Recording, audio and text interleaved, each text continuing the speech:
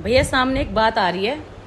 राजकुमार भाटी जी ने एक बात बोली है, एक टिप्पणी करी है कि गुर्जर समाज और जाट समाज में एक पत्नी के कई कई पति होते थे। भाई मैं एक्सेप्ट नहीं करती इस बात को। मुझे लगता है कोई भी महिला एक्सेप्ट नहीं करेगी। ठीक, हमारे समाज में तो ऐसा कुछ नहीं है। पहले के ज़माने में अगर पहले शादियां 14, 13, 15 साल की उम्र में हो जाती थी और किसी कारण उस लड़की का हस्बैंड एक्सपायर हो गया किसी दुर्घटना की वजह से या कुछ भी, तो बड़े बूढ़ों को कहना ये था कि अपने घर की इज्जत अपने घर में रहे।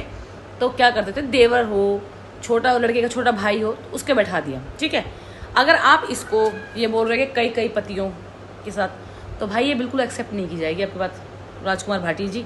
ठीक है, और आप कृपया करके मुझे ये बताओ, आप अपनी पत्नी के कौन से नंबर के पति हो जो आपने ये बात बोल दी है। आपने कहा कि हमारे समाज में और जाट समाज में इस तरह होता है। ना जाट समाज में ऐसा होता है ना गुर्जर समाज में ऐसा होता है। मुझे लगता है ऐसा किसी समाज में नहीं होता।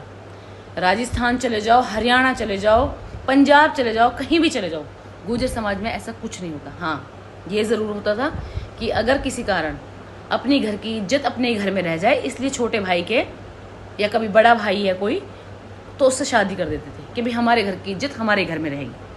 मेरी बात से अगर आप लोग एग्री हो तो प्लीज़ कमेंट में लिख के जाना कि मैंने ये बात सही बोली है या नहीं।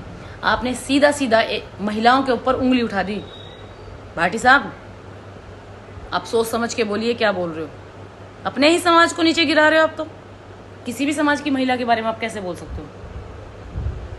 सोच समझ के बोलिए और प्लीज़ मेरे कमेंट में मेरी इस बात के लिए बोल के जाना, बताना कि मैंने इस बात सही बोली है या गलत। अरे गुजरी कह रही है। राम राम।